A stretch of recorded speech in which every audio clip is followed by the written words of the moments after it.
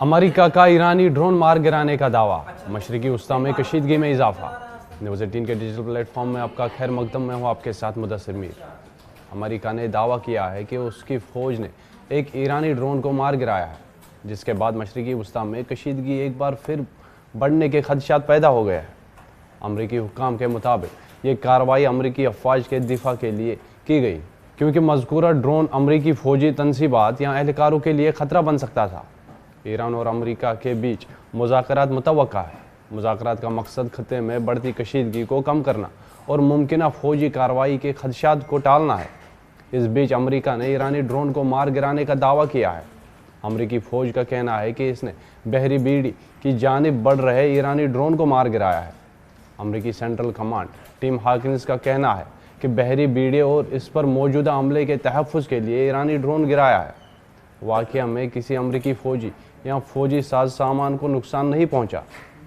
ایران کے جنوبی ساحل سے 500 میل دور F-35 طیارے نے ایرانی ڈرون مار گرایا۔ ایرانی ڈرون کا نام شہید 139 ہے۔ ایران کی جانب سے اس تعلق سے کوئی بیان جاری نہیں کیا گیا ہے۔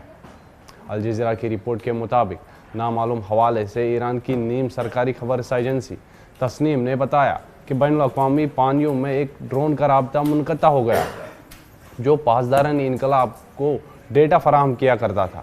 رابطہ منقطع ہونے کی وجوہات کی جانچ کی بات بھی کہی گئی ہے۔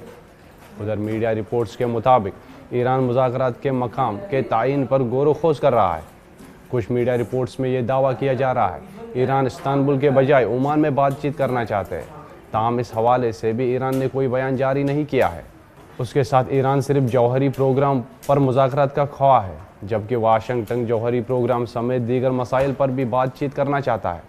خیال رہے کہ گزشتہ سال امریکہ اور ایران کے حکام کے درمیان عمان میں 5 دور کی بات چیت ہوئی تھی، جو جون میں 12 روزہ جنگ کے شروع ہونے کے بعد معطل کر دی گئی تھی۔ امریکی صدر ڈونلڈ ٹرمپ نے تصدیق کی ہے کہ خلیج میں کشیدگی کم کرنے کے لیے ایران سے بات چیت جاری ہے۔ وائٹ ہاؤس میں منگل کو میڈیا سے بات کرتے ہوئے صدر ٹرمپ نے کہا کہ واشنگٹن کی ابھی ایران سے بات چیت جاری ہے، تاہم انہوں نے یہ کہنے سے گریز کیا کہ یہ بات چیت کہاں ہو رہی ہے۔ ٹرمپ کے مطابق وہ بات چیت کر رہا ہے۔ انہوں نے مزید کہا کہ ایران کو مذاکرات کا موقع ملا تھا، لیکن وہ بات چیت بے نتیجہ رہی تھی، جس کے بعد ہم نے ایران کے خلاف آپریشن مڈ نائٹ ہیمر کیا۔ تاہم اب مجھے نہیں لگتا کہ ایران مڈ نائٹ ہیمر جیسی کارروائی دوبارہ چاہے گا۔ خیال رہے کہ امریکہ نے گزشتہ سال جون میں ایران کی 3 جوہری تنصیبات کو نشانہ بنایا تھا۔ سیاسی تجزیہ کاروں کا کہنا ہے کہ اگر دونوں ممالک نے تحمل کا مظاہرہ نہ کیا تو صورتحال مزید بگڑ سکتی ہے۔ عالمی برادری بھی اس واقعے پر گہری نظر رکھی ہوئی ہے، کیونکہ مشرقی وسطی میں کسی بھی قسم کی فوجی کشیدگی کے عالمی اثرات مرتب ہو سکتے ہیں۔